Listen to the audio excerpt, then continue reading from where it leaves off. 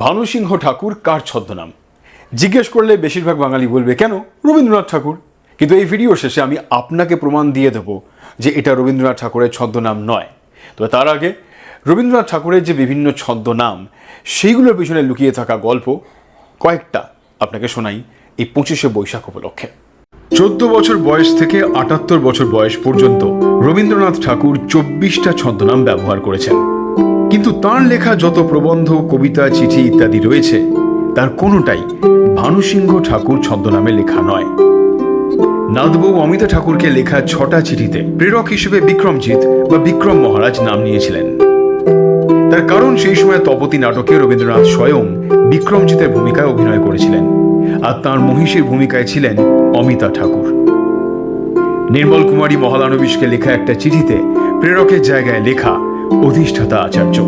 ওই চিঠির বিষয় শান্তিনিকেতন বিশ্বভারতী। তাই রবীন্দ্রনাথ সকৌতুকে নিজের পরিচয় দিয়েছিলেন ওইভাবে। তাহলে আন্নাকালী পাকরাশি কেন?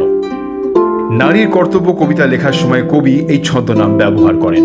আর সেই কবিতার মাঝের অংশ, মেয়েরাও বই যদি নিতান্তই পড়ে মন যেন একটু না নড়ে, নূতন বই কি চাই, নূতন পঞ্জিকাখানা কিনে মাথায় ঠেকায় তারে, প্রণাম করুক শুভ দিনে। কবিতায় ব্যঙ্গে সুস্পষ্ট। তাই কি আন্নাকালী পাকরাশি নামে এক মেয়ের নামে লিখেছিলেন? 19 বছর বয়সে লেখা দুদিন কবিতা, তার ছদ্মনাম Dikshunya Bhattacharya. Rabindranath Tagore, poet and dramatist, এই বইয়ের লেখক সমালোচককে জবাব দেওয়ার সময় তিনি নাম নেন বাণী বিনোদ বন্দ্যোপাধ্যায়। রবীন্দ্রনাথের ছদ্মনাম বিষয়ে যাবতীয় তথ্য পেয়েছি যে বই থেকে, তার নাম ছদ্মনামে রবীন্দ্র রচনা।